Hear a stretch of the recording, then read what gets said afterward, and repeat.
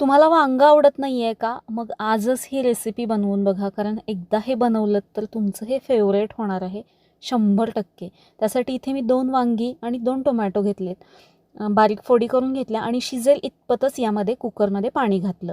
त्यामध्ये हळद, मीठ घातली. आपला हा कांदा लसूण मसाला, थोडासा लसूण, आलं घातलं. मिक्स करून याला झाकण लावून छान असं हे शिजवून घ्यायचं आहे. मोठ्या गॅसवरती मी 2 शिट्ट्या करून घेते आहे. वांगं टोमॅटो एकदम मऊ शिजेल इतपत आपल्याला शिजवून घ्यायचं आहे. अगदी छान शिजलं आहे. हे मॅश करून घ्यायचं आहे. छान एकजीव असं झालं पाहिजे या पद्धतीने.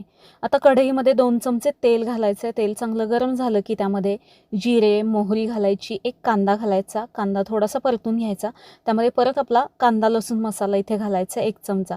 हा मागवण्यासाठी इथे जो नंबर आहे त्यावरून तुम्ही मागवू शकता. कोथिंबीर घातली आणि हे मिश्रण घातलं जे मॅश करून घेतलेलं आहे.